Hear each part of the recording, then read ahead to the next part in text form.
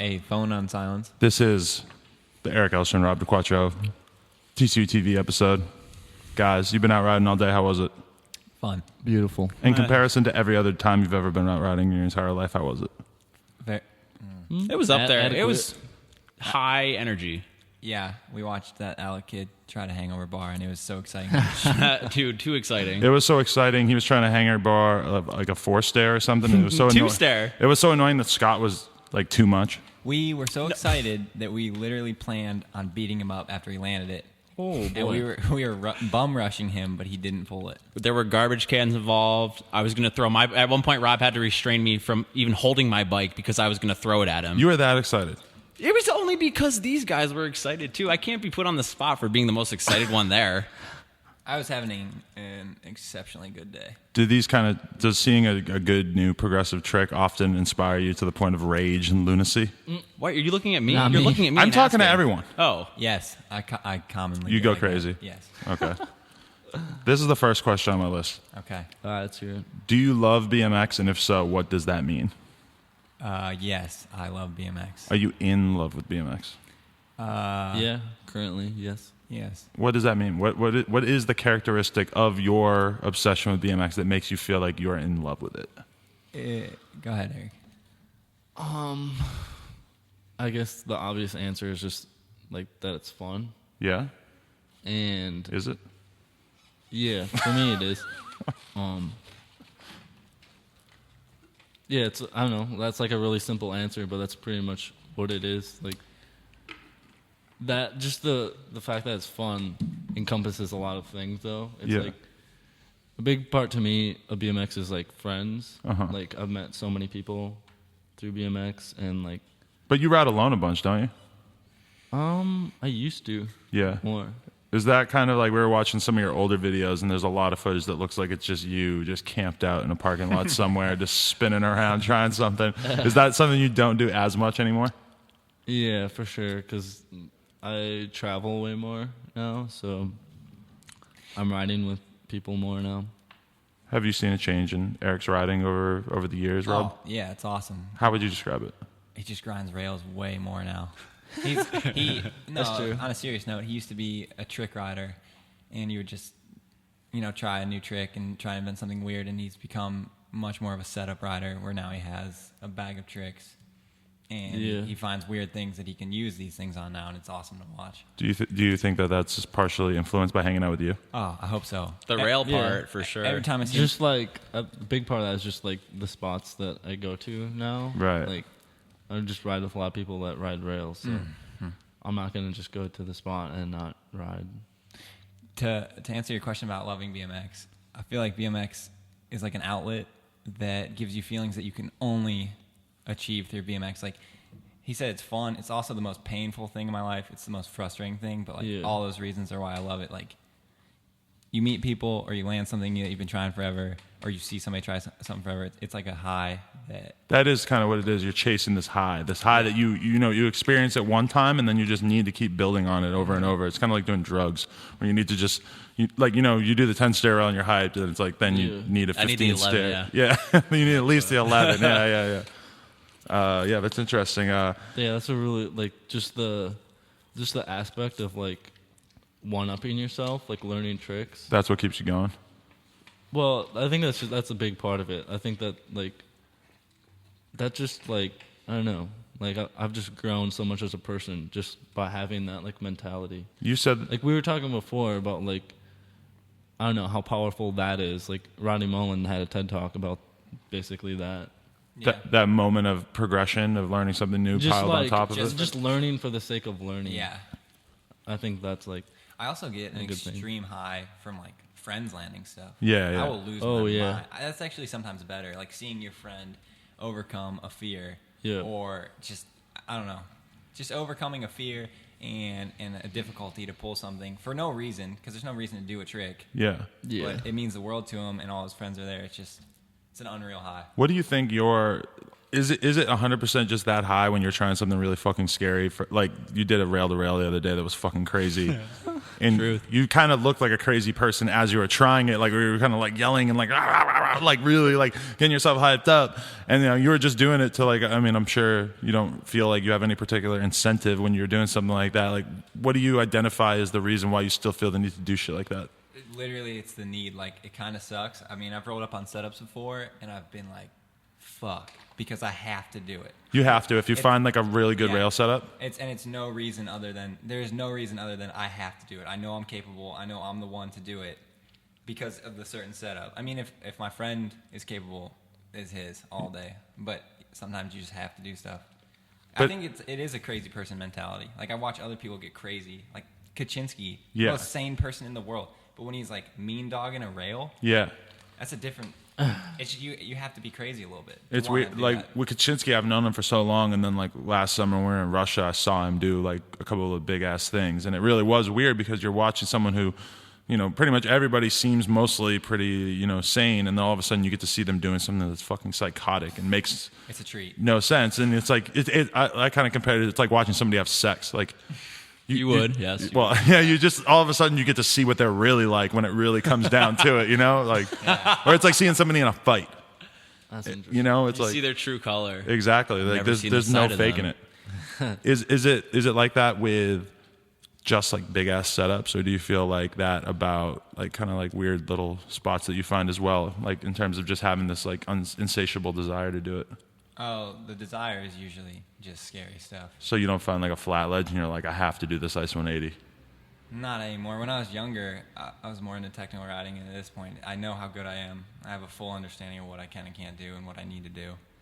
And I usually don't get it on a ledge. Erik, would you agree with that sort of way of thinking of it, like where you sort of know what you can and can't do? Because you seem like the kind of person that's sort of just learning shit on the spot all the time. I'm not good at that because a lot of times I try things that are like beyond my capability. Yeah. And I don't do things that really scare me a lot. Like, my approach for scary things is to like do the least amount of like be scared. Like, I take things in steps. Like, and there's some like handrails you just have to like try it. Yeah. But there's certain things you can like feel them out like without actually doing it. And it's like those are like two very different types of tricks, like tricks that you can feel out and tricks where you just have to send it. And do you feel like you sort of tend to do the things that you can feel out more? Yeah, but I've been becoming like I've trying to do like a mix of everything now. Like, that's why I like doing curve wall rides too, is because you basically just have to go fast and do it. Like, but you can feel those out actually, depending on the setup. Can we talk about the curved wall ride to bush lander that you did in the thing? Like, do you think it's kind of holding BMX back that people are expected to land on their tires? I don't know. I remember being in, where were we? Was that Scotland? I don't know. I just saw a curved wall to bush, and I was like, Erik, this is hilarious. And he's like, that is hilarious. Let's do that. And that was the clip. I love it. Yeah, I want to do more things like that. Like, not technically land it, but like, if there's no option of landing. When I wasn't around the other day, you saw the curve wall ride thing he did? Which one? Because you said that he wasn't around when you guys were doing that. He dropped in on this curve wall ride. That was sick. You saw him do that. Yeah. Like, that's is that landing a trick? Yes. Okay. But it might not be commonly. Yeah, but it's just questioning things. You're questioning. Right? Okay. This is a question I have written down. Is BMX funny enough? Like, in terms of, like, do you think videos are too serious, or do you think really? It's not funny enough? I feel like there's a lot of videos are pretty formulaic. Like, and that's like, I don't know, that's why I always liked Rob's videos before I even met him, because there's just like so much like funny shit in there that like a normal video wouldn't put. So you were watching Hood Annex and you were kind of like, oh, I bet I would get along with this dude? Yeah, kind of. That's cute. And we did. How did you guys start hanging out? Berlin. He just I love this story. And what year was this? 2 years. Because it hasn't been that long. You guys have been bosom buddies, right? Yeah, only like 2 years. Okay. July 2013. You were there right after I was, right? Yes. I go to Berlin.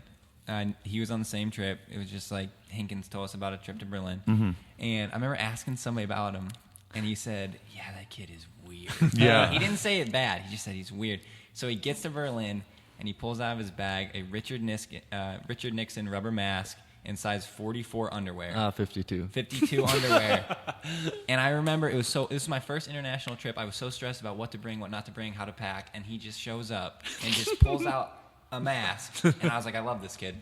And is that just how he is? That he's just like how would you describe Erik? Because like I think a lot of people. I was really curious to see like what he's like what he's out riding and stuff. I've seen his videos for so many years. Like, what was your first impression of him when you actually got to hang out with him for a few days? It was hard to get a read on him in the beginning. I knew I liked him. Yeah. But now after these years, he's very open-minded. He's very calm. He's very accepting. He's very loving. He's just a good guy. How old are you? Me? Yeah. 23. And like, at what point in your life did you discover BMX bikes? I was 12.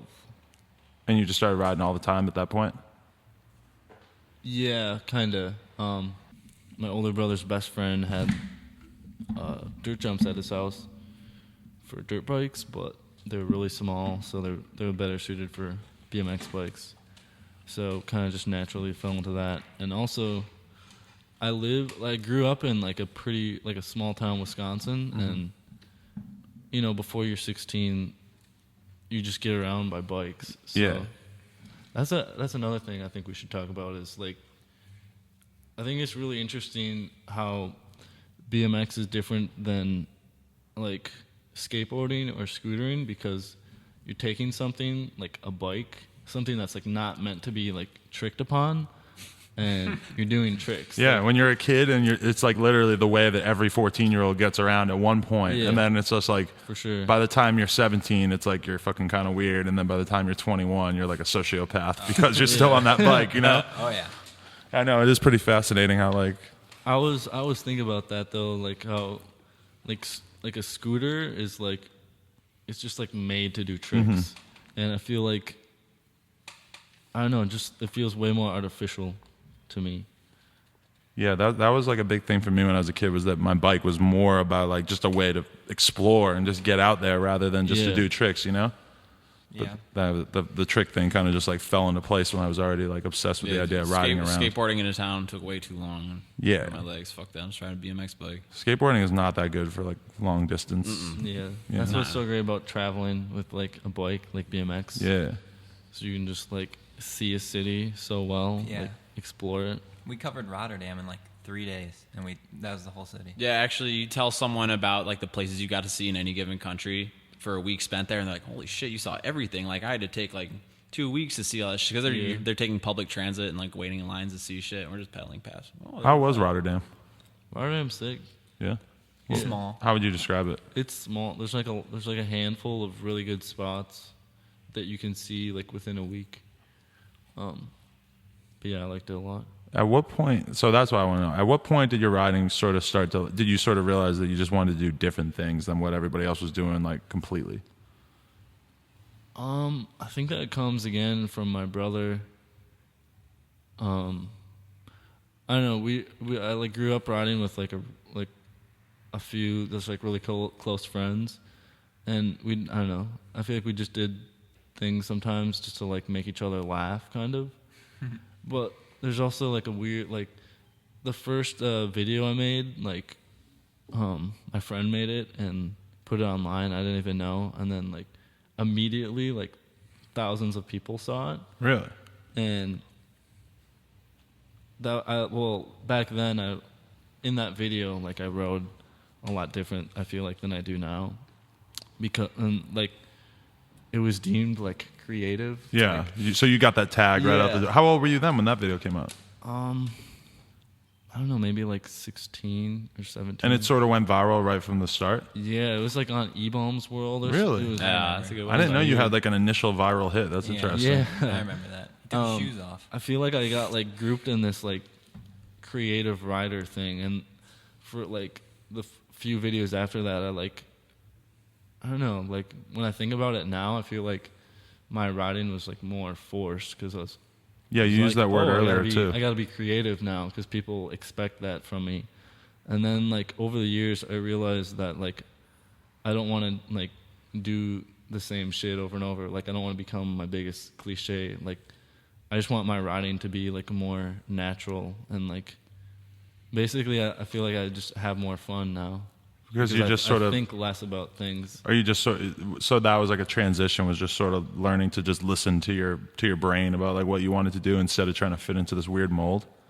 Yeah, kind of. I mean, I used to just think about tricks way more. Like I'd be in school or like before I went to bed, just like, oh yeah, I could maybe do this on like, I would just think about like certain tricks on spots, and then a lot of times they weren't possible at all. Yeah.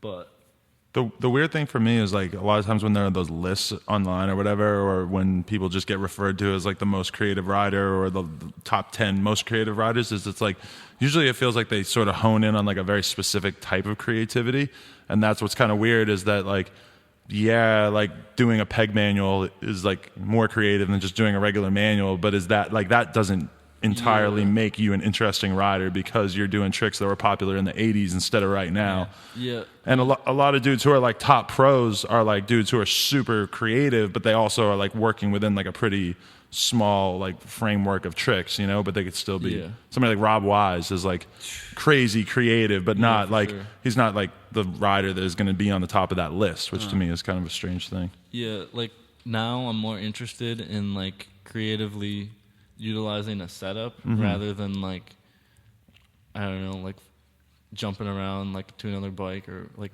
you know. Makes me so proud. No, I agree with what you're saying. Like, I think, I don't know if I'm going to say his name right, Anton Arias, the Division brand dude. Right, yeah. Austria. I think he's one of my favorite riders, and he's incredibly creative, but in a different way. Like, he's grinding just like terrible shit. Yeah. And that never gets recognized as being creative. Or you look at somebody like Pat Quinn or Joey Piazza, and to me, like they stand out as like super creative dudes because they're finding things to grind that even seasoned BMX riders like us would not notice. Which that to me is like one of the coolest things, you know. For sure. Do you feel like when you show up at a spot that you kind of know what you want to do, like Rob was saying, or do you just like look at a spot and just start fucking around and just start to see like what fits or what works? I mean, it goes both ways. I mean, I still think about riding, obviously, and I have like dream setups that I would, if I went to, I'd immediately know like what I want to do. But a lot of times, even like in like earlier when I was riding, when I did like more like tricks, a lot of that came from just like experimenting, like trying something, and it didn't work, but then it gave me an idea for something else. Like the best way to like come up with like new ideas for tricks is to like be with your bike, like actually trying them. Yeah. I mean, that sounds obvious, but like that just like, you know, it gives you ideas for other things. Erik is a person that's like crazy comfortable on his bike, right? Like it stands out to me in a weird way where like he just rides away from tricks all the time. He gets out of tricks all the time. Do you feel like that's like influenced? I'm just asking you about him, but do you feel like that's kind of influenced by him just spending like absurd amounts of time on his bike? I don't know. One main thing I always notice about him is he has this lack of a fundamental fear. Like we'll be trying something stupid, and he's just not afraid to try it. You know, like a normal person's brain goes like, "What's gonna go wrong?" And Eric's like, "No. What's gonna like happen and how is it gonna work through?" I just think he has like an amazing way of working through weird things. I don't know if that answers your question, but I think he's so comfortable. I don't know why he's so comfortable. I guess I don't even know. Yeah, I don't know. Like learning tricks is like or like just having tricks is like a really weird thing because like anyone's physically capable of doing like a trick, like because you don't have to be that strong to bunny hop. Right. Like, so much of it is mental. And I feel like my approach is, like, I will try, like, any trick. Like, there's lots of tricks I've learned just for the sake of learning them. Like, I'll learn it, and I'm never going to use this. Give me an example of a trick that you learned that you never plan on really doing. Like a double whip. You learn those just for the hell of it? Yeah. You see him do this kind of stuff all the time? Yeah. But you just want. So why'd you learn the double whip if you never planned on filming it or using it in any way? Like, you just wanted to tick that one off the list? Dude, can I say something? Yeah. Yeah. it's like, why learn any trick? Totally, yeah. I But feel like, Yeah. I think Erik has like a good why not in his head. But is that different from the mentality of like, oh, this is like a trick I'm going to learn, and then I'm going to go there and I'm going to film it? It's like, oh, I'm going to learn this trick just to do it one time on a ramp and then never do it again? I think it's a challenge thing. 'Cause both of these guys are really into video games. I think it's just conquering a challenge and moving on to the next level or something. He's not that into video games.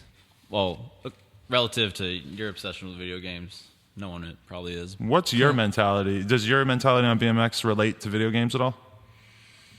Does my mentality on BMX relate to video games? Is it like a video game kind of in your mind? Like Yes. it's kind of like Tony Hawk 2? We talked about Tony Hawk 2 the other day. I like the idea of just like trying something so long until it works perfectly. Yeah. And so, I mean, I can see that in BMX. There's been times I've spent multiple days and multiple hours each day just to try something. On something scary or something tech? Something scary. Really? Yeah. Jeez. Name it. Do you want to Ice talk pick. about it? I just tried to ice pick like a kink trail once for 3 days, and each day was 3 hours, and it was just a lot of pain and a lot of suffering. You put But it the was fun. I mean, you put the video out and you said you'll never go back to it. not real. Yeah. Well, I don't know. I feel done. I feel like I gave it what I could. What? No, yeah, I can. Whatever. Why would you? Yeah. What could was do it. that? No, because he could do it. He has some smug look. No, I'm just saying. I'm saying you're someone who would just come out and just do it. Like one day you'll be back home, be like, I'm gonna go drive around Columbus and just do this. Ooh, hometown spots. It's crazy. Are those your favorites? Yeah, it's crazy what you'll try on the worst setup because you walk by it every day Yeah. and you're like, that thing. It's a piece of shit and I'm going to grind it. I almost feel like that's like the mentality I need to do anything at this point is like I need to see it 15 times, you know, like it needs to you just taunt keep looking at it over and over and you just keep thinking in your head like, why not? I got to do it. Yeah. It needs to taunt you. Yeah. But that is a pretty cool like mentality. It was like, is that totally different for you in like terms of when you're on a trip and you just roll up to a spot and just take one look at it and you're just like, oh, I need to do this. Like, this is a completely different feeling. Yeah, it's a different feeling because on a trip, I'll wait and I'll get that crazy feeling of seeing a setup and being like, this is something I have to do. Even if I'm like horrified, I'm not loose, I haven't ridden all day, and even if it's like pretty far above my skill level, if I know I have a chance. Because you know you're not coming back. Yeah, which I don't like to come back to stuff anyways, but something about hometown spots, like they can just be garbage. Yeah. If you got to walk by them every day, I don't know, sometimes you got to put a peg on it. Yeah. That made me think about you just said like above your skill set. Yeah. I feel like that's another thing that both me and you like do a lot. Like, I feel like so many riders today, like they just stay within their comfort zone. Right. Like, well, a lot of riding today is like really dialed, and like It's very technical. Yeah. And it's a lot of tricks. yeah, Yeah. a lot of people just don't. I don't know. I feel like a lot of people don't try to do things that they don't feel comfortable with, and I feel like that. Like I don't think I'm a very like naturally gifted rider. I just like ride a lot, and I'll try things that are like way above my like skill level, and that just like makes me a better rider. I think it's crazy more people don't do that because that is the best feeling, is riding away from something that's above your skill level. Riding away from something you shouldn't be riding away. There's nothing better. Yeah. There's nothing better. That's than- pretty cool. I feel like you guys probably both do that a lot because you guys both pull like insane rail tricks out of your ass at least sometimes. Well, thanks. A lot of accidental stuff. Can we talk about what he did accidentally today at Tip? He didn't land it. But no, it was a complete accident. He did like the dip down nose bonk on the first step, Yeah. hop up, and he tried to bail or something. He got scared, landed in a rocket ice pick, and rode it down to like the second to last step, and then just like fell on the ground and made a peanut butter and jelly sandwich. I was so overwhelmed that I was just like mad and screaming. I was overload of sensory. I was so excited that I wanted to hurt him. You get that excited over Erik's riding a lot, huh? Like when Overall, no, not just Eric's. just in general? Just in I general. appreciate that, though. Someone who's very enthusiastic about BMX, that's who you need around. I think if I lose that, I think I'll stop riding. Yeah, and if you have someone around who is not enthusiastic about BMX, it will just drain Yeah. the crew or the session of It's- the energy so easily. It's not that these two are only enthusiastic about BMX. They're enthusiastic about everything they do. And it's spending the last week and a half with them, it's so clear that anything they do, they want to have the best time doing it. But do you Like- think that works most of the time? Like, or Works? What do you mean by works? Is it, they stay happy? do they stay happier than the productive? average person? I mean, Yeah, I mean, I think so. Like you see the average person on the street, like walking back to their job from lunch, they're all pissed off, wearing a suit and tie, and then these kids just joking around, doing wheelies through the crosswalk and shit. I mean, I think They are happy silly. people. They're definitely silly. No, there's something to be said about just being enthusiastic about everything you do. The positive energy helps so much. If you know you're about to land something scary and like no one's gonna care, then you're not gonna do it. Like the energy has to be right. Mm-hmm. Like I know he knows if he lands something crazy, he needs to watch out because I'm gonna tackle him. I'm gonna hurt him. And I know he has my back too. Like I know if I'm gonna do something. I did something. I grinded a rail in China and he tackled me off my bike. Like, You were that excited? He was just hyped. That's a beautiful thing. It is. It's beautiful. It's like the best. It is riding. It is the pinnacle of riding. Mm-hmm. I have that written down too. Talk about your strategy of treating scary tricks like jokes. Oh, Does that work for you? Yes. It's like How do you go about doing that? I have to make light of it because it's funny. It's just funny to look at a handrail with a BMX bike and realize you're about to do like something life-threatening. Like that is a stupid thing. There's no point to riding. Yeah. So you have to make a joke of it. I have a story that I tell. I was trying this rail trick, and for 30 minutes, I just was so scared. And I'm not normally like that. I normally just close my mind and just try it and die. Mm-hmm. Or just see what happens. And I couldn't get myself to do it. And this girl walks by us on OSU campus, and she's like, "What are you gonna do?" And I said, "I'm about to die. Watch." And I just pedal in, try the trick, fucking blow it, land on my back, and she just screamed, and it was just funny. And like that comedy relief just made me realize, like, well, I love that story. So what was it? Was it the pressure of like knowing that she was like gonna think you were stupid if you rode up to it again? no, I knew I was gonna get hurt. Yeah. And I just thought it was funny. I was like, this innocent woman is about to watch me get wrecked. And that just added the necessary comic relief. Yeah. That's a It's just beautiful like, thing. Sometimes I just have to make a joke out of it. What if you would have said, "Watch me, I'm about to do this, whatever you were doing, insert trick here." Do you think you would have done it, or is it the fact that you said you're about to die that made you actually crash? Oh, no, I just crashed because I wasn't capable of the trick. Okay, so you knew going into it. You actually were almost 100% sure that telling this lady you were about to die was accurate. Yeah.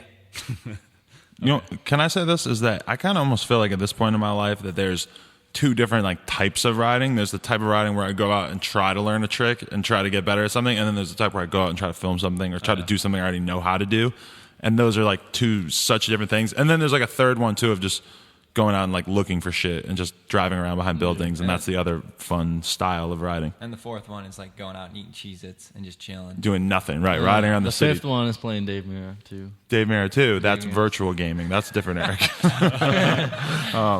Yeah, I don't know. And it's weird because a lot of times when I see people who go from people that go out riding and have fun all the time to people that can't really have fun riding is when they get too into the filming mentality and they never do the fucking around mentality, and they're never like... You have to balance it. Yeah, you have to, because at some point it's like you're going to... If you just decide like these are my tricks and I'm never going to learn how to do anything else at all, then it's like, you know, you kind of just...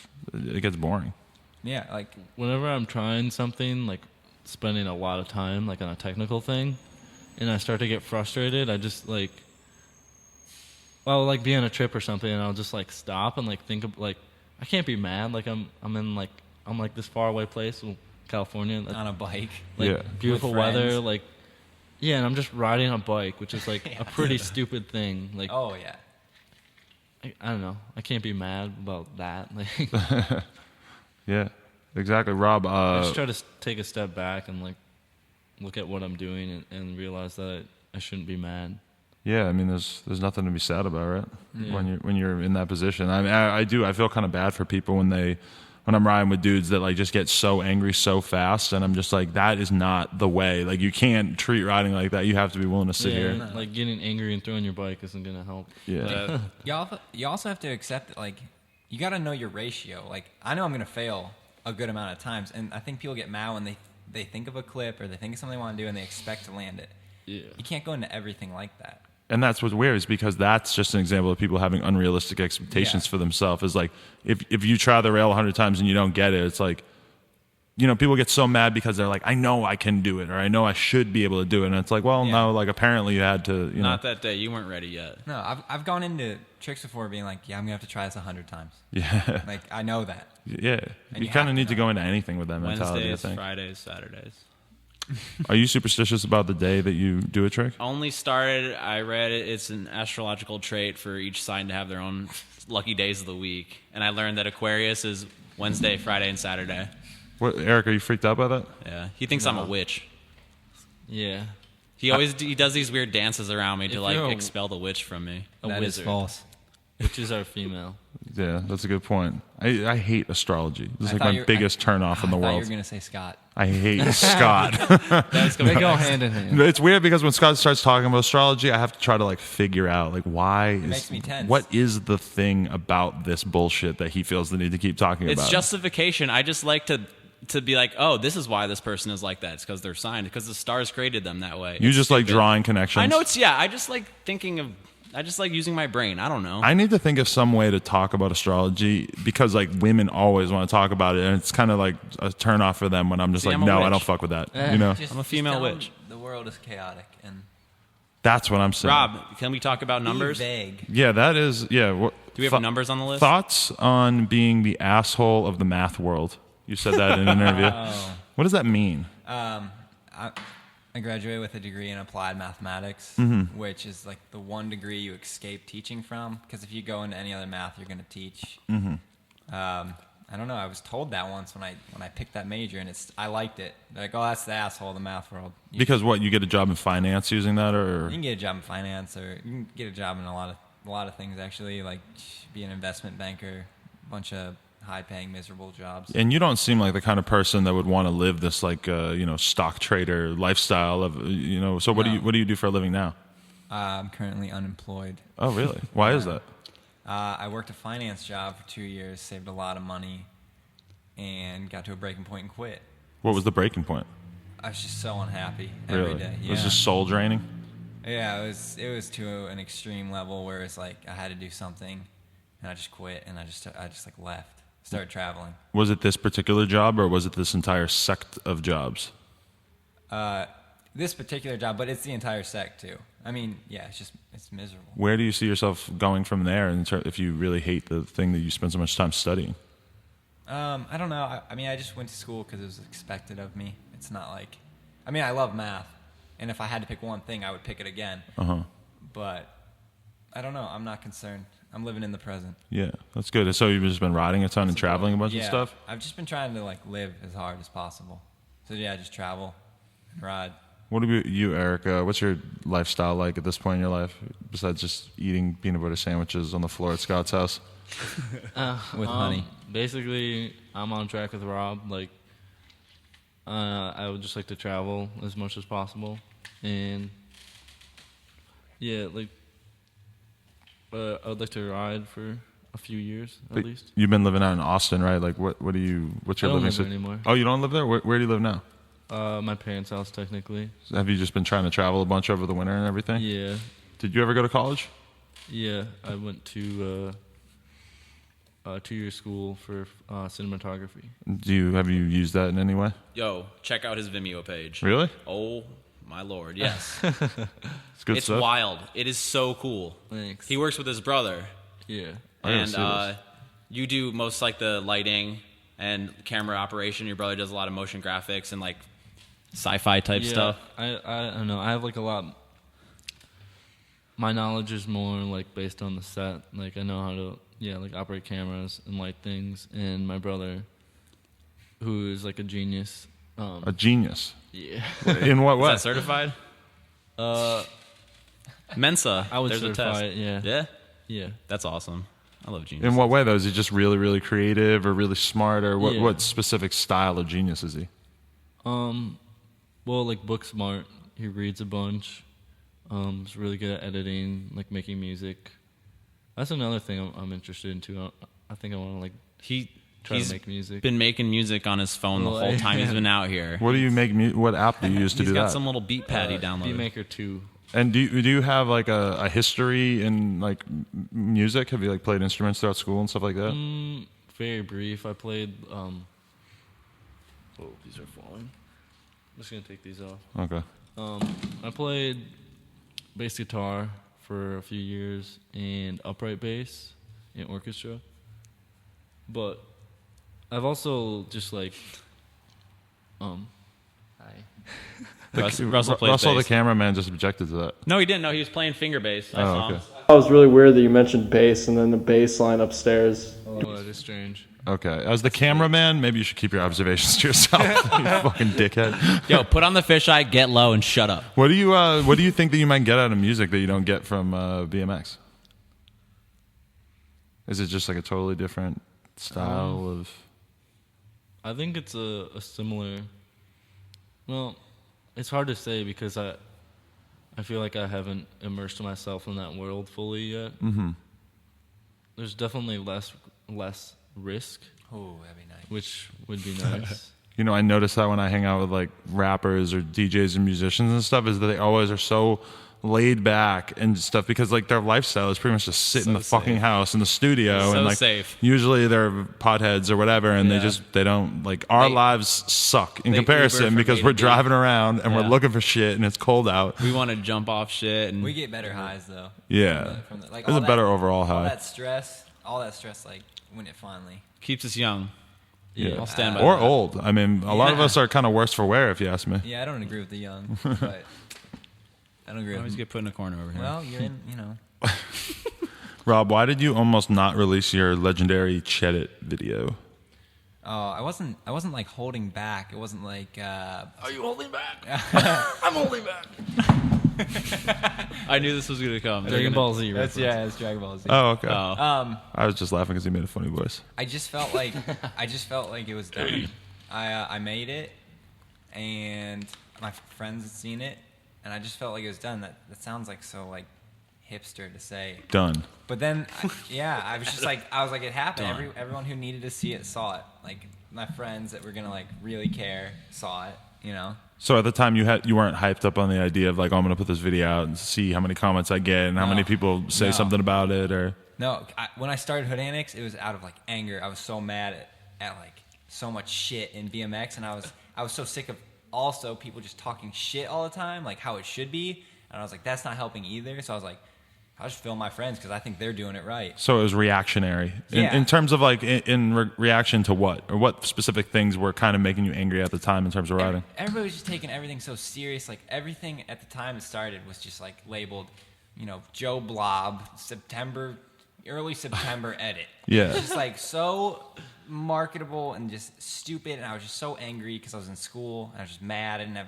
was just mad at school. And I was like, well, my friends are awesome. Right. There's a lot of love in my crew. I was like, these dudes are what I think is going right. So instead of just being like, oh man, fuck you on the internet, I'm just gonna film my friends. That's how it started. Anger towards the status quo is the best reason to start anything, I feel like, because if if you're a rapper and you're sick of the fucking rap that's out there, it's like people feel that when you like the come up was completely like a reaction to just boring BMX websites at the time, and I was just like, fucking, I could do better than this, and I was just angry, like I just wanted to prove myself, and I totally feel you because I feel like that's why Hood Annex, like that video in particular, probably stood out to me so much at the time. I was like, God, thank God somebody is fucking having fun.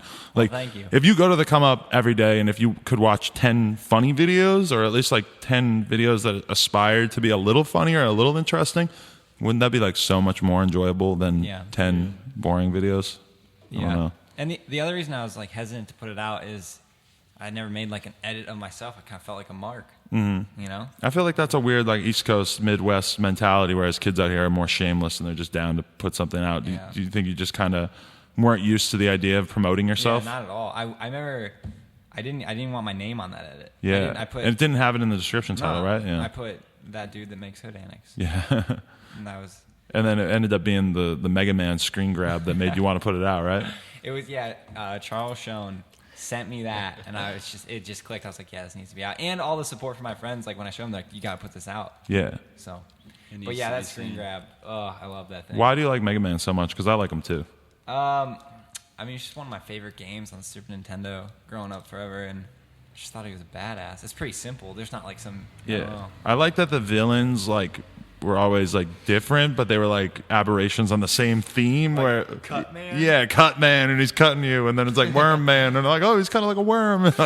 Yeah, dude. It was just, I'm lost and here. there was so many. Do you remember Mega Man? Like, how many fucking Mega Mans were there even for Super Nintendo? It was like 15 of them or something. Oh, and that's when the X's came out. Those are my favorite ones. Yeah, X. I liked Mega Man X, X. and X was number 10, and that was Super Nintendo. And then who knows how many more there were after that. He's a great character. Yeah, I have him tattooed on my arm. That's fucking sick. What are your thoughts? Are kids too thirsty these days? I don't know. I'm not really mad about like I don't know. Is it weird now? Like just the way that kids like put out their iPhone clips constantly, and I don't know. That's kind of like just an open-ended question. Okay, I think that thirst is weird. I think this like a social media thirst is weird. It's like understandable at a human level. Like you put numbers on followers. It's like a popularity. I want to go up, but there's no shame at all. Yeah, there's so much shameless self-promotion these days, I feel like. What are some examples of the most shameless? I'm pretty shameless. I'm just going to throw that out there. I believe in very little shame. I don't know. Let's say if you're out with your friends and you're having a good session and then you post like something to just yourself. Kind of weird. I don't know. I never would like get mad at that stuff, but I do find it odd. I like really always question everything I do. Like if I put a video and I'm in it, I will never have myself as the last clip, and I will almost never have myself as the screen grab, even on like Instagram. See, that's interesting because that is the question of many creators of content. Like when didn't Castillo give himself the ender in a video one time? Oof. No, wait, Castillo didn't, but People have Rick done it. Moliterno did.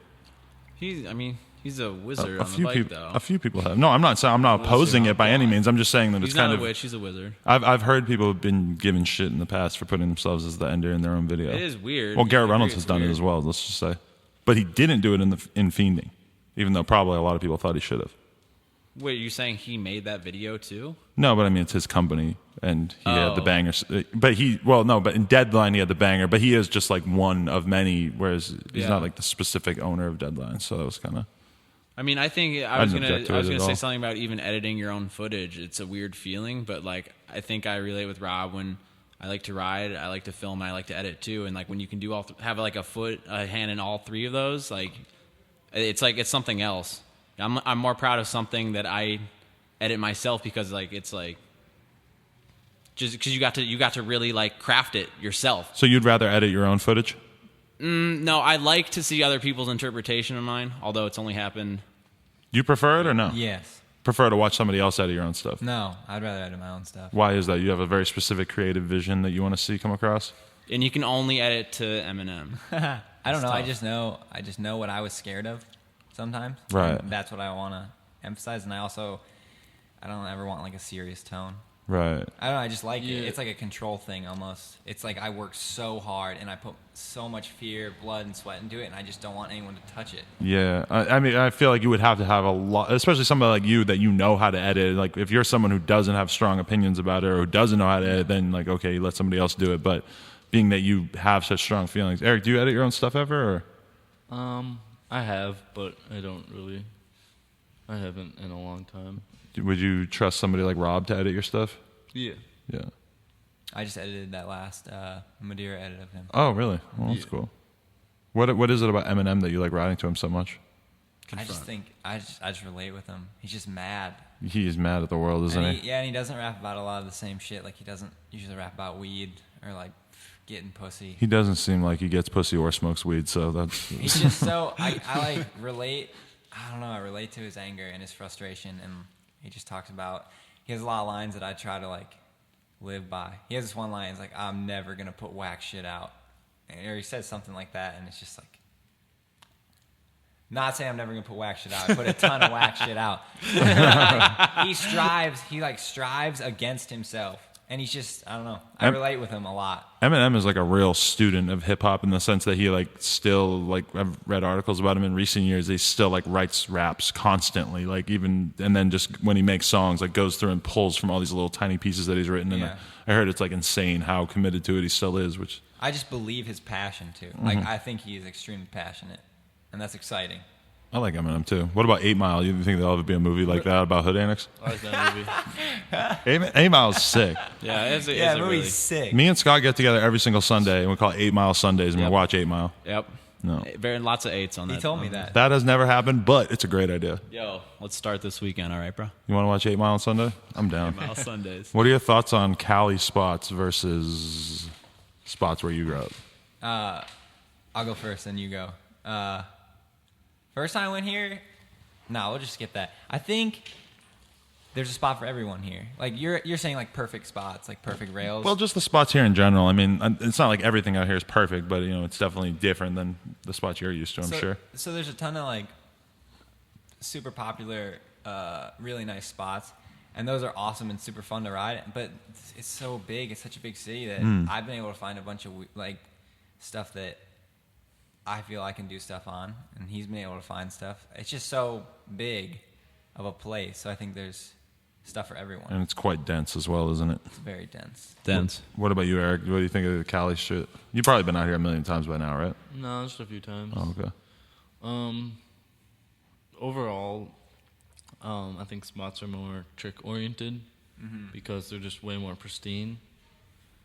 But yeah, I mean, if you have the right mindset, you can, like Rob said, you can find things to do that's overlooked. I don't know. I don't have a bad thing to say, I guess. You seem like you've been having a good time out here. Well, you do the weirdest shit on boring spots as well. So I mean, I feel like sometimes we go to stock spots and Elstran can just find some really weird interpretation of it. Yeah, he does. He's the greatest. Look at him. So, do you think that there is like a weird compromise of integrity when riders are sort of like doing tricks to put them out on video and to get like known for it, as opposed to just doing it for the sheer pleasure of learning it, or even just learning it for your video part, where it becomes like a part of a greater sized project?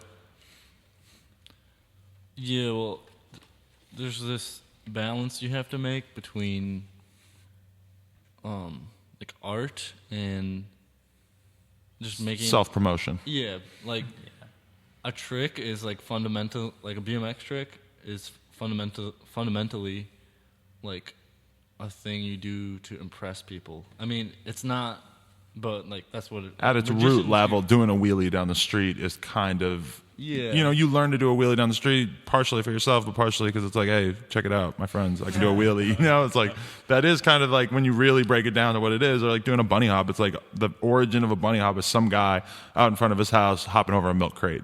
Because there's a chick across the street in a bikini washing a car. Yeah, or it's not like he's, his mentality about it is not that he's making an art project, or it's not that he's going to go get famous on Instagram. It's just him wanting to do something that seems cool.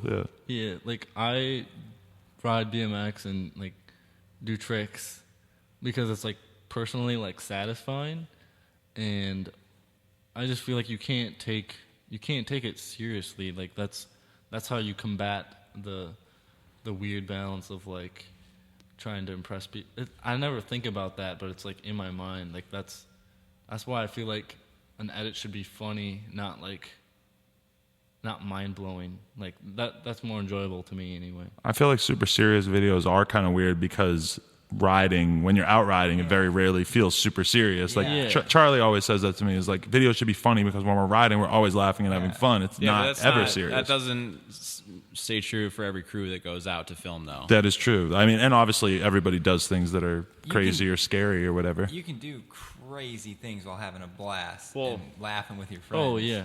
So like an edit should mimic your crew.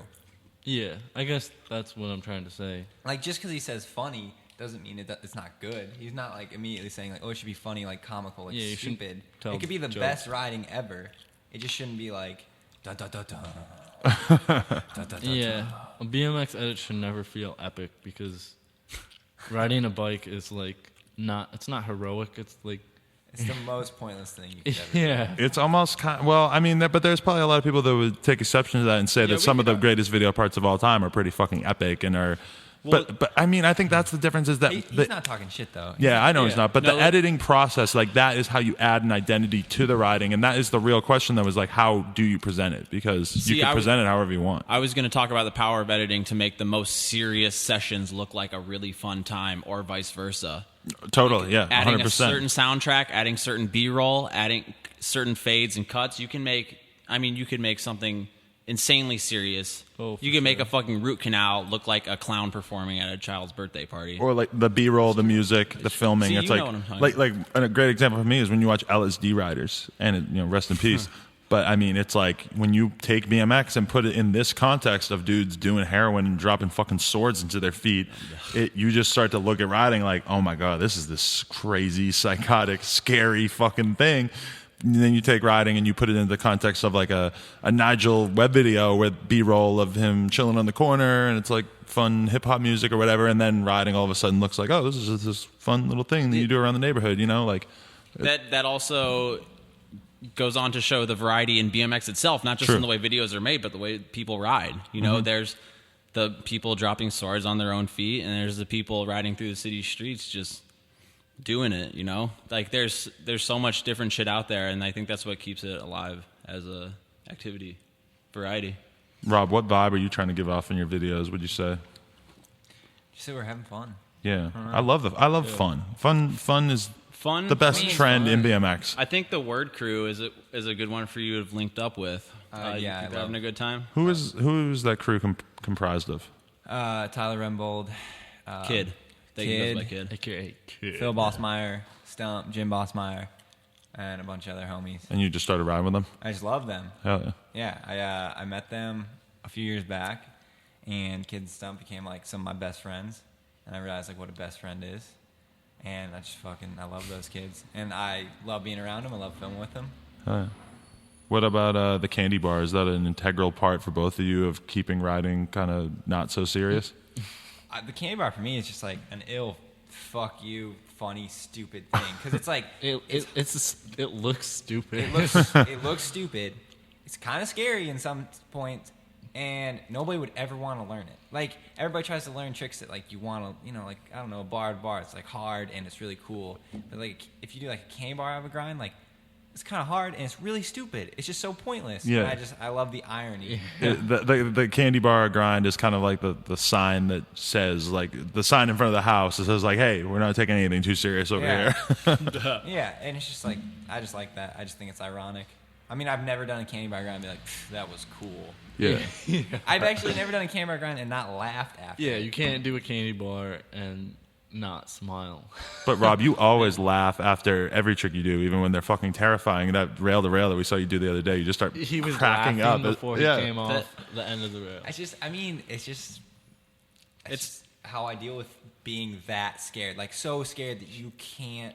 I mean, I've ridden into a handrail before. I was so scared, and I told myself, I'm hopping this time. I'm not bitch running it. And I was riding at it, and I was so scared that I just rode into it and fell because I couldn't bunny hop and I wouldn't turn away. Do you think if you weren't riding BMX, would you find some other avenue to sort of take out your need to seek out fear? Oh, I would need to. What are the other options? What else could you have ended up doing? You played soccer 8 years, right? 7. Soccer is scary, maybe? No, I hated it. Okay. Well, no, I'm just saying it's a fact. Get the facts straight. It was 7 years. God damn it. It was 7 years. I don't know. I'd have to find something. Football for our English viewers. Football. I think everybody needs a release. Caleb. Shouts to Caleb. Everybody needs to release. Let's talk about shit people say when they're kicking you out of spots. That video is so fucking funny. I almost feel like we should edit the whole thing in right now. All right, let's take a moment and watch Right? Well, okay. Now.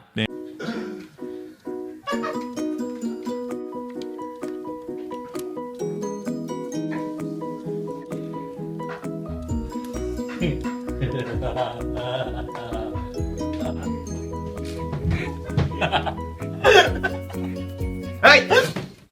Hey! Hey! Hey! You know you can't be doing that here.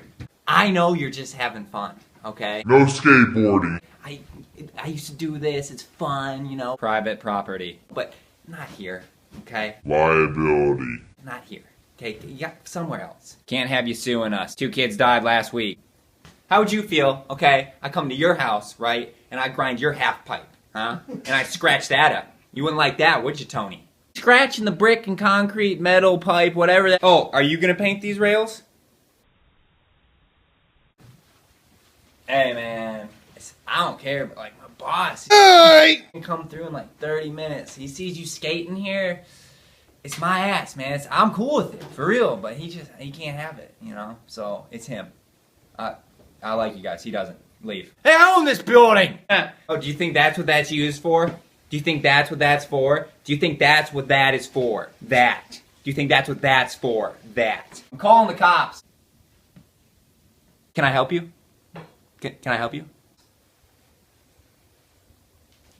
Oh, yeah, you don't like your picture getting taken, huh? Hey, it's not recording, is it? No. Oh, yeah, they're gonna like this down at the precinct. Hey, you see those?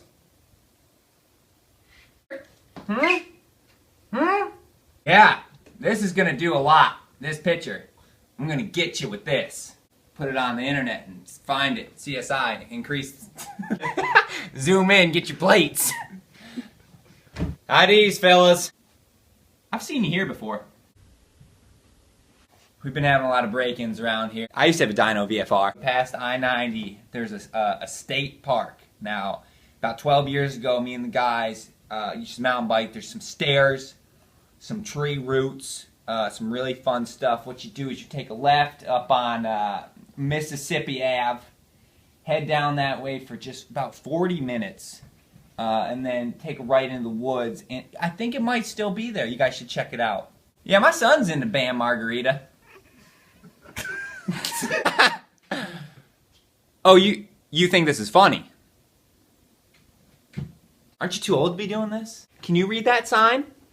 Can you read that sign? No tricks. Isn't that bike a little small? Nope. Gotta walk it. We just can't have you here. If you crack your head, I'm gonna have to clean it up. I used to fucking skate! My favorite thing is the stereotypical guy who's telling you how to get to the state park. Oh, and the worst. they always Just do talking that. about that today. I don't know. I think That has happened to me at least twice. They're always telling you about some mountain bike trails and just telling you that you could go I hate there. them. And you can never say enough to convince them that you don't care about the mountain bike trails that they're telling you to go to. I hate them. But- I don't know. Just, Stairs, I think tree roots. I think we're just frustrated from like being kicked out or something. I don't know. I just have such a hatred for authority, and then I don't know. What's up with the outfit though?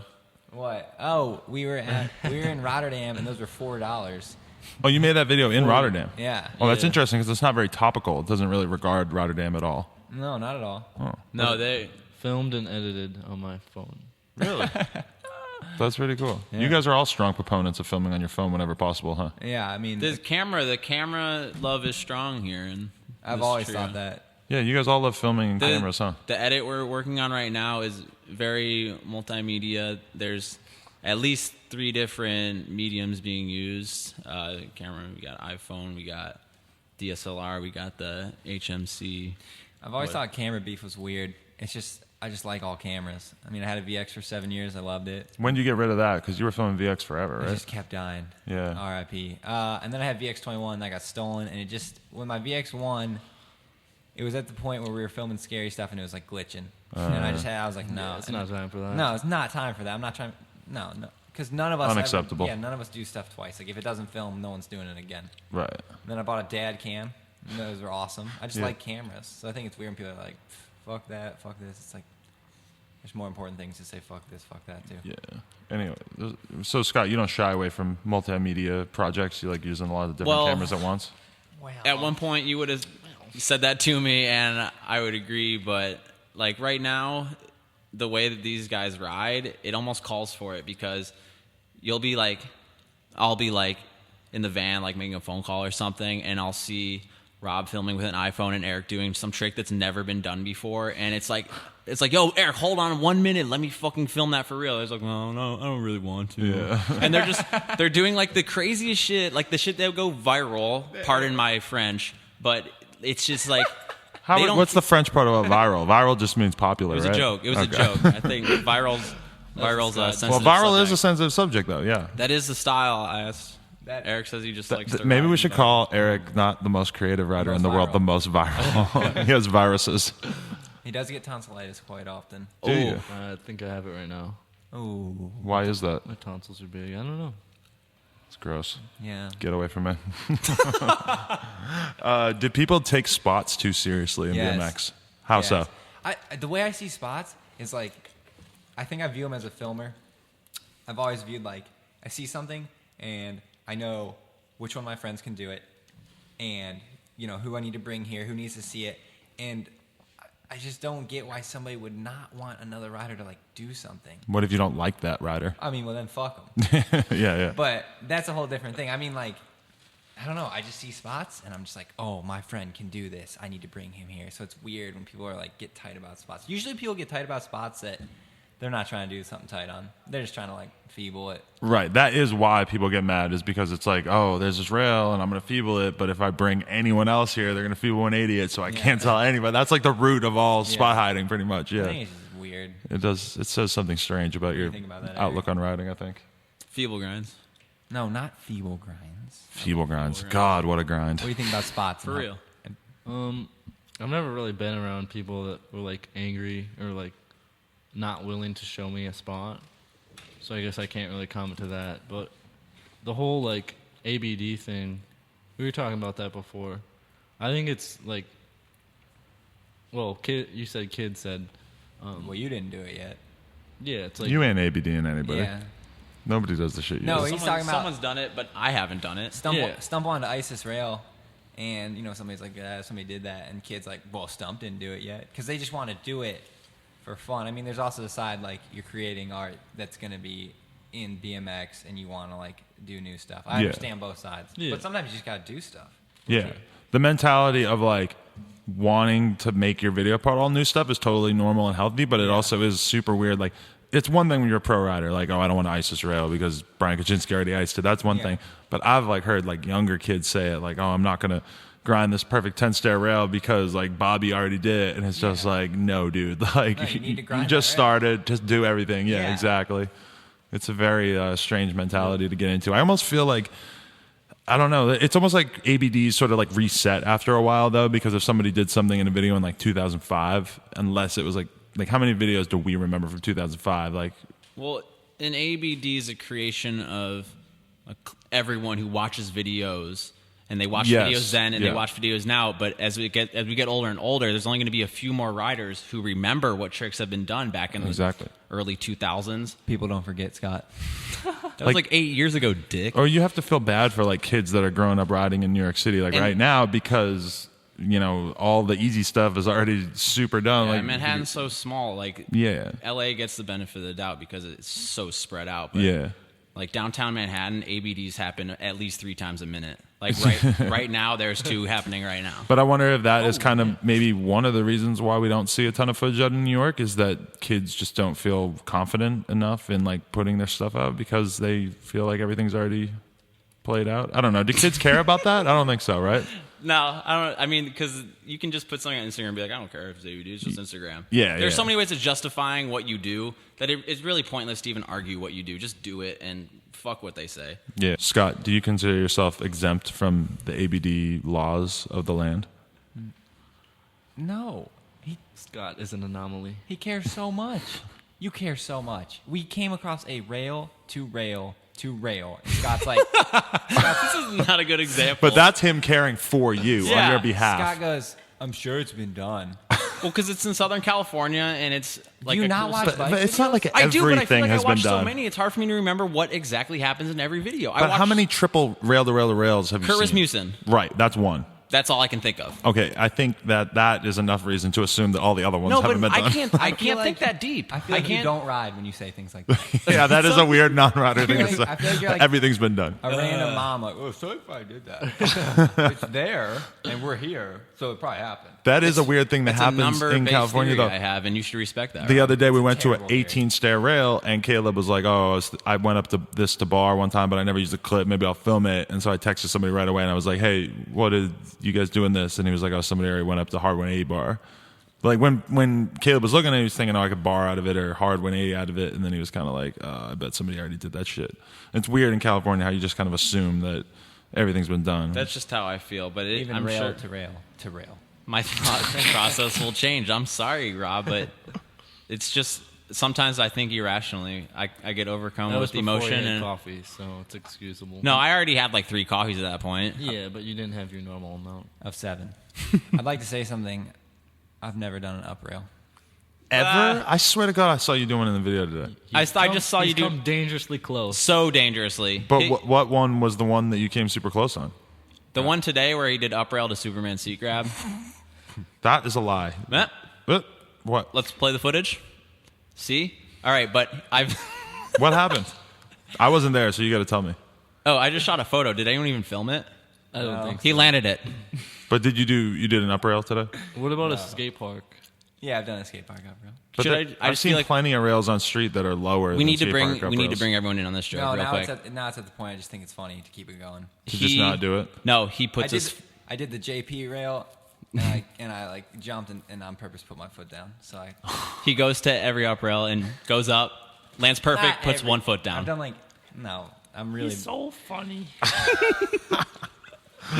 That is a weird thing to just kind of hold close to your chest, just being such a rail boss. That No, it's No, not. it's not that. I know it's not a hard. status thing. It's just a funny thing. It's so painful. It's quirky. it does suck. Up It's rails such- suck. You got to be like a linebacker. Yeah. You know what I mean?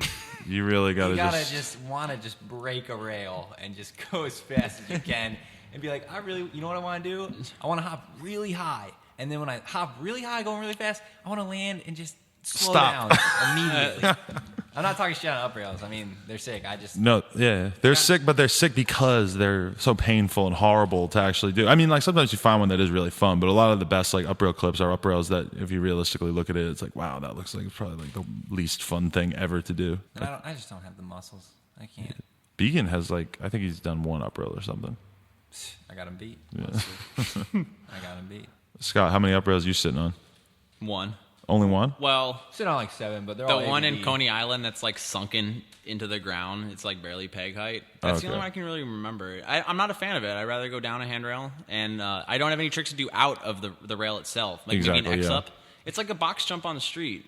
Yeah, at this point it is because so many, any good up rail has been killed by somebody around here Yeah, to the point and where. a good up rail is just one that's really low at the bottom, so you can haul ass and not be afraid to clip your peg on the way up. Yeah, I think that like good life advice is that I got one time is you should always swim downstream, as in like go with the flow, do things that come easily to you. Don't spend your entire life trying to do the one thing that you suck at. You know, as in and that's the weird is like swimming downstream is kind of like grinding downhill. I mean, yeah, you're not fighting gravity. You know, you're going with it. Like, hopefully, then, like You a with grace. scientist? I was once an amateur scientist. You resemble a scientist. Thank you. One man's up rail is another man's down rail. You've always been a fan of that slogan, Thank right? you. That's 2010. That's deep. Copyright 2010. You remember when you said it? Snake I'm Lounge. pretty sure it was in Austin, and you tweeted it and didn't give me credit. And now it's on billboards. Nothing has changed. Now it's on billboards, and I should be seeing cash for it. I'm still tweeting your jokes. Oh, I'm glad we had the up rail discussion there, though. That was good. I had to come clean. I I could tell it was bothering you. Hey, dude. Yeah. Rob, have you ever done any painful ABDs, like ones that you were just Yeah. like, God damn it, why did I waste my time on this when it was already done? Oh no, I did this rail in Portland to like drop, and I like Tom Villarreal had done it in props owned, Oh, which I didn't see. I still used it. Did you? Yeah, that shit hurt. I got a rock in my hand. Had to take a fork, get it out, and it was so in there that when I was gouging with a fork, my fingers were like I was hitting nerves. if somebody puts out a video part on a DVD in this day and age, they're just kind of asking you to get ABD because it's kind of like, unless it has an online premiere, then you just kind of, how could you expect the people to know? They have to go buy your video and spend money just to know what tricks they're not allowed to do. Yeah, and I put it in because I didn't think it was like disrespectful to Tom. Yeah. I ate shit. He probably didn't eat shit. Tom's really good. He probably landed first try. Maybe ABDs would be acceptable if you include like an MLA bibliography at the end, like you note the clip and say this is homage to Tom Villarreal. I respect realize that. You did Little it. subtext. I respect like- that for yeah. sure. I mean, it's like flattering. Like I considered it a good clip. So Yeah. that's like, hey Tom. But what do you Yeah. think about the bibliography? I think adding it in at the end, that would be a great show of respect. Yeah, I do like that. That would be cool. I mean, I think that would make sense. Maybe not for somebody like you that rides on a pro level, but somebody like me or Scott, maybe if we had a little, just to 'Cause, shout it out, be we like, have hey, a little leeway, and I enjoy it, but I'm not going to take advantage of that. true. You are so humble. Or what do you think No, about I'm doing riding with the Instagram proletariats. tributes to famous clips? Like one time we went to the Albany Kinker and Mark Burnett did Pegs Hard on it, and I just did an Instagram and just wrote like, shout out to Lil Jeff because he did it originally, and I thought that was cute. No, I mean, give respect where respect's due. Yeah. And if you're, what was that? It is what it is. I'm sorry. No. Okay. It sounds be cliche. worse, could be better. But if you, in relation to ABDs, if you film something and you're going to put it out regardless of if it's been done or not, and you know who did it, Just be like, here, I know you. Give a little nod, like I know he did that. But I did it too, and I was psyched on it. And now I'm more psyched. And now they have like a little brotherhood. Like they have a secret handshake because they both did the same. Every trick time in you a see row. each other, it's like, oh, remember Yeah, that rail? Remember that clip we got? Yo. Remember how fucked up that was? How do you feel about the dry ice? I don't know. It doesn't bug me. Do you dry ice? Do I dry ice? No. Would you take one? Would you take it out of your section if you noticed that you did do a dry ice? No, I think it's just the way you ice or not. Yeah. I don't think it's any less legit. I think if you run plastics, you're more inclined to dry ice just because the balance point. And that's not talking shit at all. I just think if you have a lower ice on plastics because you're more likely to loop out. Yeah. That No, does make sense to me. It does. In a weird way. I've always noticed that. A lot of metal peg people ice pick higher. You just kind of have to. Shout out to Black Man. Shout out to Black Man. Eric, when you show up at a spot, how do you decide, like, oh, this is the perfect spot to do a rocket up rail the bar? Was that me? Did I tell you to do that one? I was just wondering how, like, had you always been thinking, like, oh, I want to do a rocket up rail and maybe bar out? No, not for that trick. But it is the perfect rail to do that. It was very low. Was that just the product of you guys just having a fucking fun fuck around session? Yeah, I don't recall exactly how that came about, but I think Rob, it could have been Rob. Rob Dude, might have something to do with it over here. He's so good at riding. I just try to put things in his ear. Is that he's a rider that works that way? No, he works every way. Really? He can think of it on his own. But sometimes I see something and I'm like, man, if I was better. And I'm like, If I was Eric's Eric, better. Eric's the best rider. I haven't. So sometimes pretty I put it funny. in his ear. No, but sometimes he just says the weirdest shit, and he does it pretty much every time. Can we talk about Yes, we can. B-roll? What about it? What's your mentality? What makes B-roll good? Oh, I do have a theory. Because you have a lot of good B-roll, I've noticed. Thank you. Yeah. It has to be natural. It has if to be you natural. are ever filming and thinking, I need B-roll, it's probably not good B-roll. All my B-roll is like, That is a good- I need the camera. That's so funny, or that's so Yeah. stupid, or that's so That's weird. a good formula. Yeah. If it's unnatural, I just feel like good B-roll is also B-roll that has a lot of movement. Like, when I notice, like, boring B-roll is when you see, like, two people, like, slowly, like, drifting towards each other for the high five or whatever, and good B-roll is, like, just the quick little hit or whatever, you Depends know. on that editing style. yeah, because It's true, but Compare Animal to Mutiny. Think of the high fives and daps they give. I still don't think that, like, What is he on? I think that, like, cinematically, though, like, keeping that moment brief is almost always going to be a good thing. Like, Rob has a lot of things in that B-roll and Hood Annex I noticed, because I watched, like, 10 of them today, that are, like, really crazy, bizarre things that I really want to know more about, and he just includes, like, 1 second of it in between clips, and that, to me, just adds so much to a video, because then all of a sudden it makes the world seem very open. Like, anything could happen. Like, this wacky thing could just be occurring, and but when they spell out the B-roll, that's the worst, is when, like, something funny happens and it's like a 30-second clip in the video just showing every last detail of that funny thing happening. Yeah, I feel like a lot of good B-roll is, like, overlooked because a lot of B-roll is the same shit. Like, people say, oh, yeah, like, which I mean, that definitely has its place. It happens. High fives happen. Yeah. Shouts to high fives. They happen But they every don't day. always need to happen, especially with the hand extending from the camera. I mean, I do it too, but it's just, that's like a very, like, cliche. I'm just seeing The the hand. POV. Yeah. That's the POV dap. I hate that when I do it, or I try not to include it for me too, because the hand tattoo, it's like very obvious who it is, and that's kind of. If you have no tattoos, I think you're much more open to being able to do, you know, self daps with, like, you know, sticking your hand out, because then it could be anybody.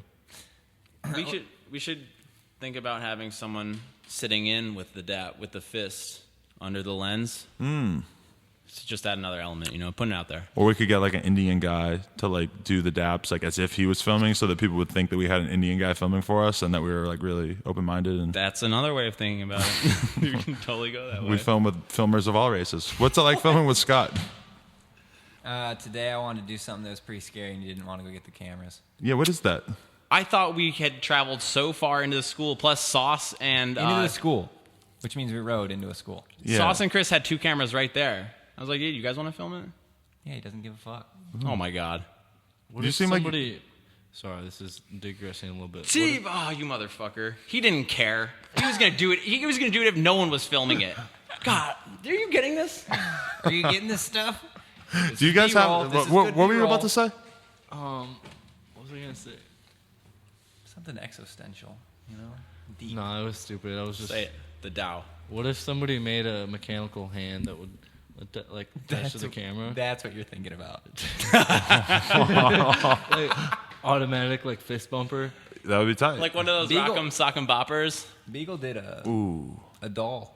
He had a doll, and he would dap. He just had this little doll hand under. Just a hot shoe like. Do you watch a lot of skate videos? No, not a lot. You know what I do? I watch a lot of rollerblading videos. Really? There's still a lot that come out? Yes. What's the rollerblading site? Is there a site?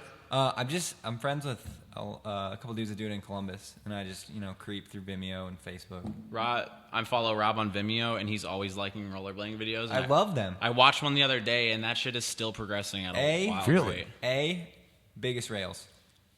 B, creative. They can do weird short run-ups. They can do like 90, like flat bar 90 rail. C, if you're still rollerblading, you love rollerblading. You're in it for, You're yeah. not doing it for money Yeah. or notoriety. The absolute worst thing, somebody comes up to you at the park and is just like, hey, fruit booters, huh? Yeah. It's like, fuck you. I don't. There are still some rollerbladers in SoCal. Certain skate parks I see rollerbladers at. I'm actually glad we're having this conversation, though, because in the Nigel podcast, we just sort of like, I mentioned rollerblading as if it was just this dead thing that just went away. It's not. No, That's it's cool, though.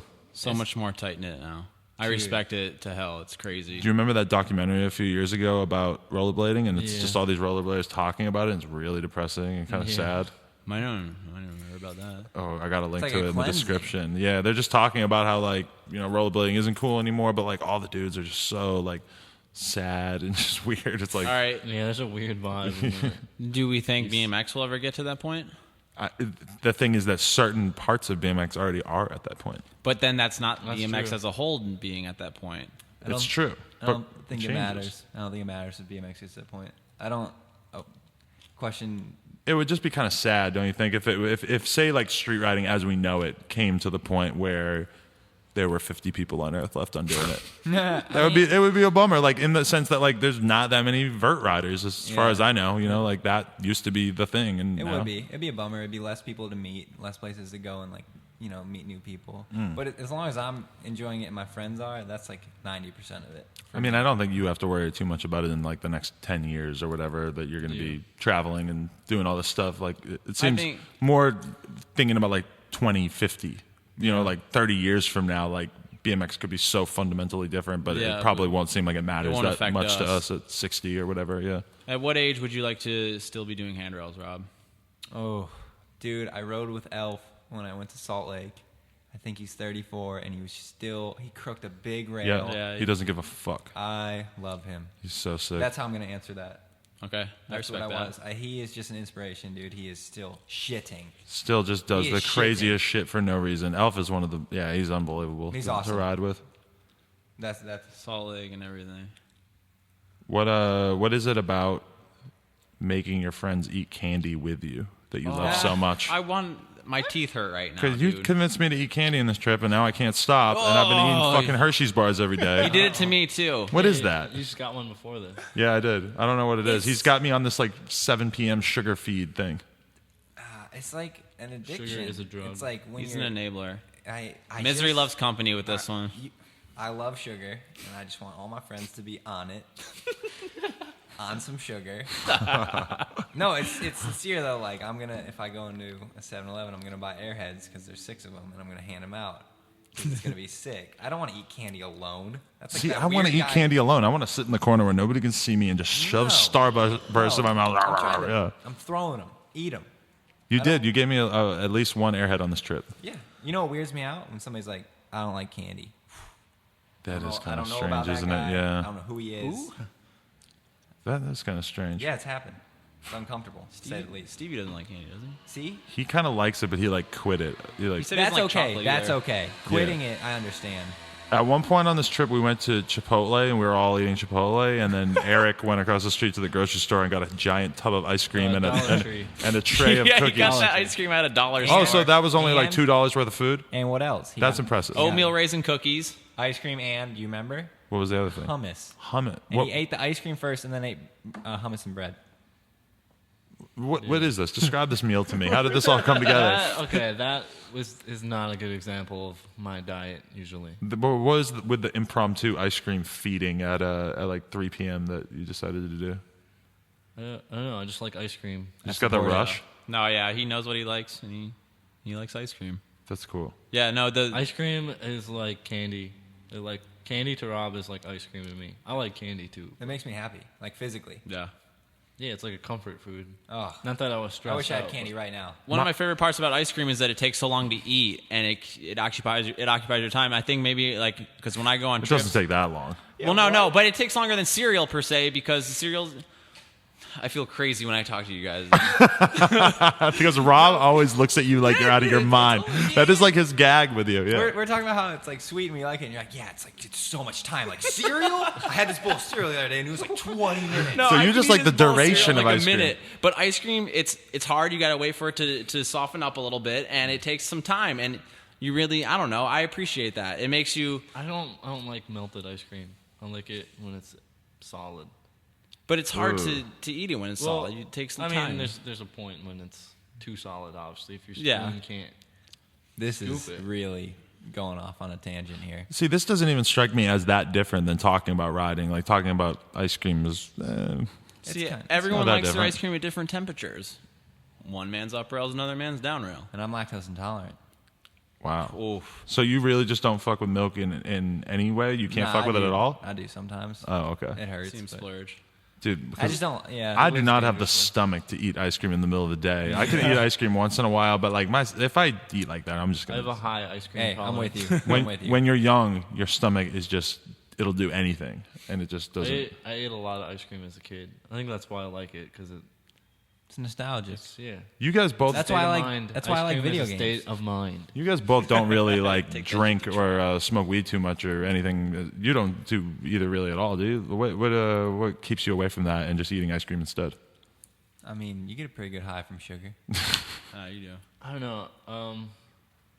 They like I these. just don't like weed. Like, I'm not against it, obviously, but it just like makes me feel really uncomfortable. A lot of people, yeah, have that. I don't like reaction. the smell of it, like the taste of it, like anything really. I don't know. You're not a fan of drinking either. A little bit, but I don't like getting like blackout drunk or even like close. Yeah, If I'm like hungover the next day, that's like I got like way too drunk. yeah. I mean, obviously it depends on what you ate and everything, but I like that about you guys though because you're both very childlike, and I feel like alcohol is a big part of like people slowly turning themselves into just like personality-less blobs of just boringness, you know? yeah, no, there's other ways to like get high Yeah, besides drugs. Like I don't know, like the first few times I was high from from smoking. weed. Yeah. Ah, I don't smoke from weed. anymore, but I have. I realized that like that is a feeling that I have felt before. Like, I mean, it's different because it's like, It induces a feeling that you could feel naturally. yeah, That's interesting. They like at night when people are usually out partying and doing their thing. Like these guys are like still riding, or they're like capturing footage. They're taking care of responsibilities. Rob's playing this numbers game on his phone that he like conquered. He woke us up. No, it was just right in the morning. Rob shows us his phone and there's all this confetti streaming down. He's like, dude, I got this. Some obscene number on this game that he's been working on for probably hours. And he is said it- he did it at 7 a.m. It was Is just this like crazy. a math geek game? Like, is this like a hardcore thing that? It's called Threes. It's like it's a pretty popular game. But yeah, it's just numbers. I just like numbers. And then Eric's sitting there making music. And then I it's mean, I'm down to go out. Like, Yeah, he at wanted to go night. dancing the whole I time he's like been here. dancing and going to shows and stuff. But you don't feel the need to get wasted in order to have a good time Oh, when you go no. out. I think that's pretty cool. I feel the same way, even though I often do. Plus, like drinks at bars are so expensive, That is true. and I don't like. I don't know. I don't like spending money on like that kind of stuff. Silly $6 things that you hold in your hand for a half hour. Yeah, I respect that. Yeah. I felt like I was gonna say something else, but Rob, you have any thoughts about why you guys choose to abstain from that stuff for the most part? I think I don't really need it to have a good time, and I also think sometimes it can be like, it can kind of like cloud what you actually want to do in life. Like, I don't know, I want to like ride and do stuff I want to do on rails. And it's like that high could get you like calm, but it's like not your true goal. Yeah, it's a placeholder that fills in the space. What are you saying? One time you said to me, this was years ago, and it's strange because I just remembered it. You said if you have to get high before doing it, it's probably not worth doing at all, or something to that effect. Where I was like, no, I forget where we even were, what the situation was, but it made sense where if you associate doing some activity with drugs and you have to do that drug every time you do the activity, you don't really like the activity. Yeah, exactly. You're just like a lot of people go golfing just because they want to drink beer and drive around in a golf cart, you right? know? Or they want to go to a sporting event just because they want to get drunk and eat hot dogs, whatever. That's why I don't want to like go to Coachella. Is because like everybody I know goes to like music festivals. It's like, oh, it's sick. You do Molly for 3 days, and I'm like, God damn it, I don't want to do Molly for 3 days, and I don't want to do anything. You have to do Molly for 3 days in order to enjoy. You know, it just sounds like I couldn't imagine doing that to my body at this point in my life. And the older I get, it's kind of like more and more that feeling of just because that's the whole thing about drinking is that life is so boring for most people that the idea of like having this thing that you're doing for 5 or 6 hours at night where you don't really have to think about your life or anything, and then it's an escape. Bonus, you wake up in the morning and you feel like shit. So that's like a little project that you're working on for a few hours. It's like how I'm going to feel better. It really is this kind of like pathetic like routine that people get into in order to like fill up the time, you know? The way that we ride is the way people drink. Totally. Just to relieve themselves of everyday things. Yeah, I do want to say I'm not against it in any sense. Like, if that's what somebody wants to do, it's awesome. Like, no, I think it's good though that we discuss the evils of alcohol. You know, it's not or illegal. anything really. Yeah. I mean, I have like a candy problem. Yeah. Do you feel like you kind of understand like how a heroin addict might feel because not how heroin? No, I have no idea. That's a scary life. But I mean, I understand like substance. I guess. Yeah. Well, I don't know. Maybe I don't. I sound like an idiot. Well, you just understand one version of it. Yeah. Well, I wouldn't pass judgment on somebody that like likes to get high every day. That's fine. Like it's your life. Do what you want to do. I have no problem with it. Almost all my friends smoke weed every day. I'm around it all the time. No problem with it. But I think like a lot of people have this like they have a thing in their head that they want to do with their lives. And then they just sort of like get a drug addiction or whatever because that's their way of sort of like filling in that time. And it's because say like you wanted to write a book and it's like realistically you're not going to fucking write a book or you're going to try to write a book and it's going to be this insanely painful thing that is going to take years and years and years of hard work and you're going to suck so bad at writing and stuff. But the alternative is that you could just get fucked up every night and it's kind of like you know that is it fills in that space in people's mind of like you know not having to deal with their issues or whatever, which is kind of sad. But you know there's an ill part in the movie Alexander. They're like about to conquer some shit, you know, like Mongolians, like not Mongolians, but some like scary shit. And everyone's like, "Yo, we're horny. We want to go back home. We're tired. We want to fuck our wives." And like that's basically like you know get high or whatever. And Alexander's like, "No, we gotta do this scary shit for glory." Like that's the shit he's trying to do. And I don't know. And that's you doing a Gap to Ice. I don't know. You're like, I ain't smoking weed tonight. I'm doing this Gap to Ice. I don't know. I always like that quote though. Yeah. Everyone's horny and he just wants to go like conquer shit. That is pretty cool. That is what riding's kind of like. It's like you're turning yourself into this little like part-time superhero where you go out and do these like unspeakable feats by yourself with your friends or whatever. Riding is also kind of. You're doing like miserable shit sometimes. Yeah. But it's so worth it. There's something to be said about having a horrible session. Yeah. And just I try not to. Well, no, I mean no one tries to, but it happens. I don't really go out for that. What do you go? It happens. It does. And it just makes the next day's session a little bit better. It's like, oh, at least this isn't yesterday, you know, like yesterday my back wheel was just so broken. I seriously wanted to focus it. But then today I didn't expect anything out of and I still ate shit today. But you didn't even fix your bike either. I tightened the spokes. Wow. That's hardly a bike. It's just like trying something for a long time. Yeah, but sometimes it's just miserable, but that makes it's so much more rewarding. But having the support of my friends, even though like I'm going into a battle I'm probably going to lose because I don't have the right equipment or it's not properly tuned, just having people there, aka your bike. Your bike is not properly tuned. It's not even close to tuned in any way. The harmonics are way off. Yeah. Whatever. It's just what were we even talking about? Your bike and how bad it sucks. All right, okay. I need a new bike. Hook me up. Who's listening to this, man? Hook me up. Hey, Eric, I wanted to ask you about something. Okay. Shitting your pants. What the fuck is that about? I will chime in when appropriate. I don't know. I just thought it'd be funny. Let me set the scene. All right, let's see. Scotland, with friends. You had just met Dario and Luca, relatively new friends. No, I met him in Germany before. He had like 2 weeks under his belt with these guys. Uh-huh. We're cliff diving. Take it from there. Well, you were talking before about cliff jumping experience where you peed your pants before you jump. Yeah, it's awesome. Why does that help? So No, it's just funny. It's just fun. Sounds fun. Yeah, I was just intimidated, like, because you're cool. So, like, you know, I just had to one-up you. That's really what to you were next thinking? You two-upped him. No. dude, he shit so much. He's like, yeah, film this. I hurry. saw it. We're going to show it in the video. There's so much shit. Let's cut to the shit. It's insane. No, I don't care. Well, at the very least, we're going to link to it. Yeah. I think we should include it because, yeah, it's a huge we are. bowel movement. It's the strangest thing unreal. ever. And the people you were with were not stoked. They didn't really No. seem to understand the No. joke. No, dude. I just think it's funny. I don't think it's a big deal. Yeah. No, I loved it. We went home. He's sitting on the couch. We show Ricardo, which is Luca and Dario's brother, this footage, and he's so bummed. He's so sad. And he goes, "Are those the shorts you were wearing?" And Eric goes, "Yeah." He goes, "Did you wash them?" He goes, "No." And he just realized that Eric was sitting on his mother's couch with these shit shorts on. And his expression was so accurate of what you think it would be. I mean, I was cleansed immediately. Just swimming in water doesn't necessarily clean the shit from your bathing suit. I don't know how I feel about that logic. I'm gonna. I understand how you think it might make sense. Yeah. I knew he was going to say yeah. What is it about riding playgrounds that just Ooh. gets your dick hard? I'm guessing you're talking about me, right? Yeah, what is it with you? No.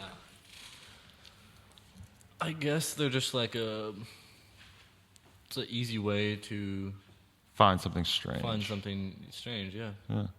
And that's really all there is to it. But, I don't know, if you ride them too much, then it can become, Kind of cliche in their own right. yeah. I feel kind of guilty that I'm answering or finishing your sentences for you here. It's like a lot easier to do it in Europe, though, because they don't have, like, wood chips at their playgrounds. Right. Like, they're just, they're on AstroTurf. cement. What are your tips for bunny hopping off of the soft foam playground floors? Newton's third law. Is it his third law? Reaction to reaction.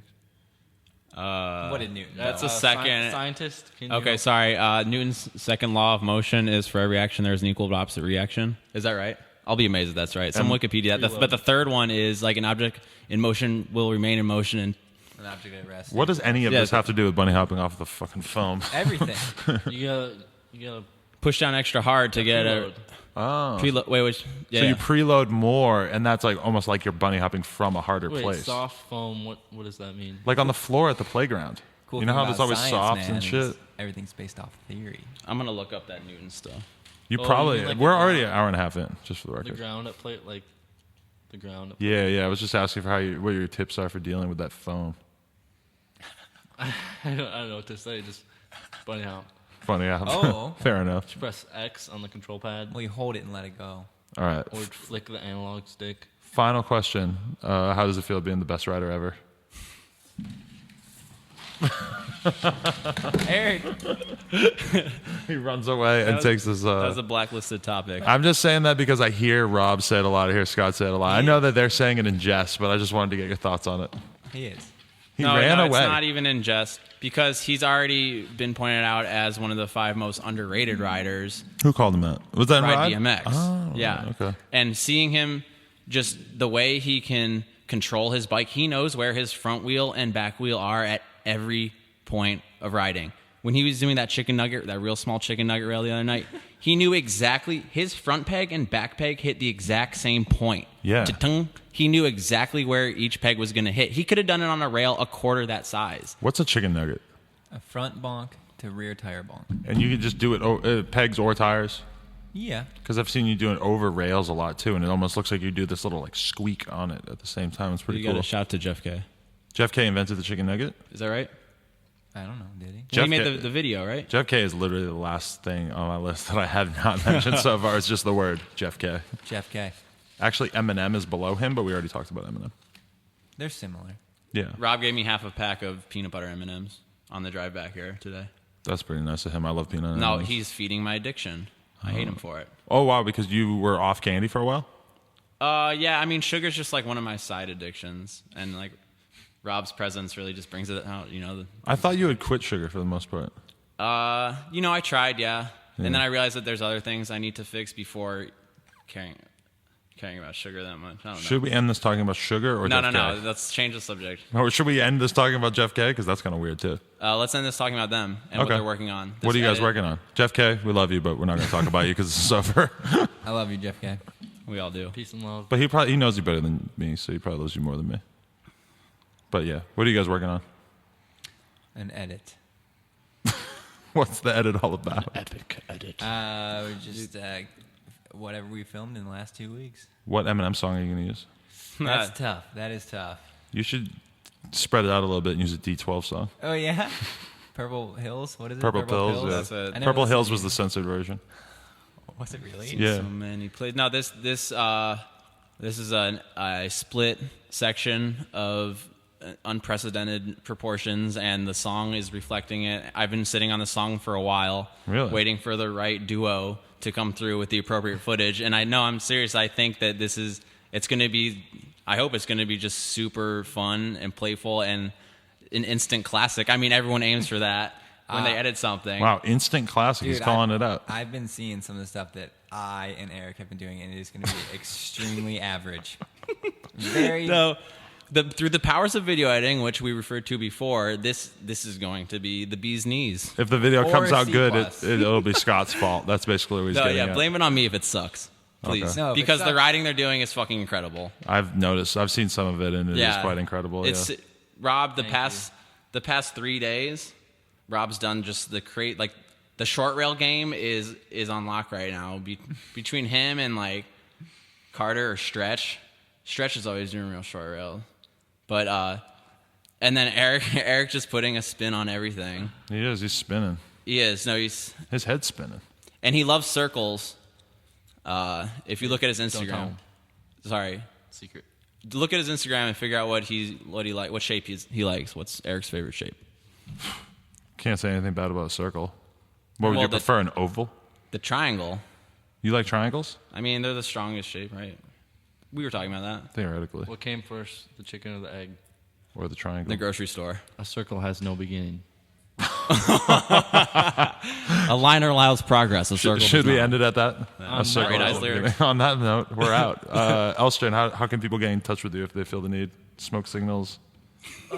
Messenger pigeons are ideal, but in inclement weather, it's not advised. The Pony Express is still good, I heard. The most creative response giver. Yeah. The world's longest pause-taking question answerer. Pauses. Loves pauses. Pause. Pause. Shouts to cats. Rob, how could the people out there get in touch with you? Follow my Instagram account at Erik Elstran. Oh yeah, follow mine at Devin Lamp Manual. Oh, that's also I also post on that. Yeah, my number is. I don't know Devin's phone number. If Actually. you would air it out. I wouldn't do that to you, though, Devin. I don't think anybody would call him. It's just some random guy to most people, right? Random. No offense, Devin. You're not random, but Go to vimeo.com/Diquattro. Is that what it is? Is that it? It is what it is. Wow. Rob has like 300 videos. I don't know. You had like 299 the other day when we looked at it. 2,800 likes. Yeah, 2,800 likes. If you want to get into Rob's mind, just look at his Vimeo likes because they are out there. I'm kind of down because I do want to see some of this rollerblading. Yo, it's, Dude, I'll it's send you a legit. sick one. Oh, are we going to use rollerblading B-roll in this? Yeah, no, I was gonna play one. I got a Play good some. one. All right, shoot my way. I love this. All right. TheComeUp.com. Thank you very much to everybody who tuned in. Thank you. Scott Marceau, thanks for nothing. Russell, thanks for filming. Thank you, Russell. We'll see you around. I love you guys.